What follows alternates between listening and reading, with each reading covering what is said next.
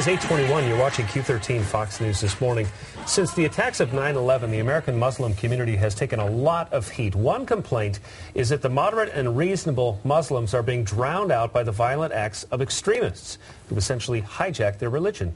Well, now one group is looking to do something about that. Alam Ali is with MuslimsForPeace.org, and he's here to talk about an extraordinary bridge-building conference that's coming up this Sunday. Thank you so much for being here. Thank you so much for having me. It's great to meet you. Alam, great to have you on the show. This is a very sensitive conversation, but it's one that we really need to have as a country and as a community here as well. So you live in the Seattle area.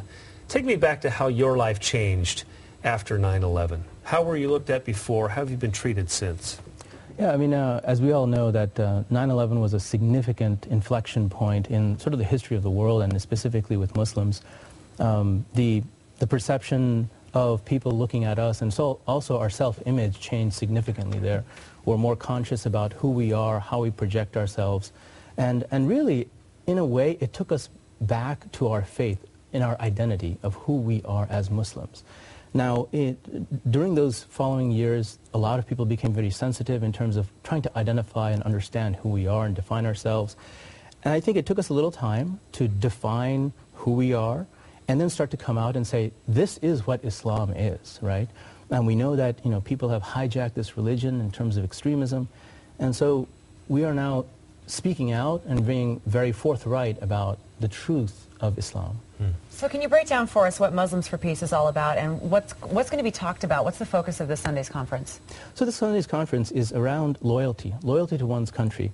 We know that in our country, in the West, there are forces, negative forces, that are influencing the youth of the country, Muslims in the West, to go to extremes, right? And we even see examples of homegrown terrorism. And we believe, the Ahmadiyya Muslim community, Muslims who believe in the Messiah, Mirza Ghulam Ahmad of Qadian, India, that there is a message that is central to Islam, that loyalty to one's country and the allegiance to one's country is not divergent to the loyalty to the faith, right?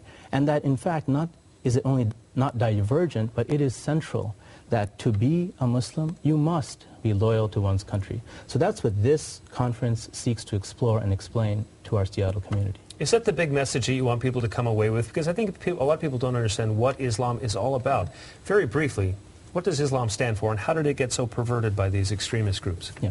Islam, in a simple word, the word itself means peace. Peace and submission to our Creator.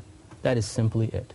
So when we look at the extremists taking this message, they're essentially taking a religious message and twisting it for political reasons and political gain, right? We know that there are two main forces within a human being that are very strong: love and hatred. Extremists choose to take the hatred side. We choose to take the love, right? And so we see that happening in the Middle East and North African countries as well, that the message of peace and love wins out over the message of hatred. Do moderates like yourself ever feel threatened from those fringe groups? The question of whether we're threatened or not doesn't arise, because we believe in our message of peace, and that if people seek to do harm to us, well, we won't back off our message of peace and our message of love, which we firmly believe is the root of Islam. So we cannot back off of that regardless of what happens to us.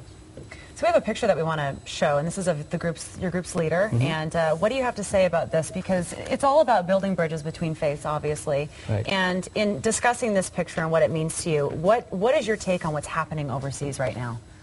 So this picture is of our National Vice President of the Ahmadiyya Muslim community, Naseem Mahdi. He will be the keynote speaker at our event on Sunday at the Seattle Town Hall.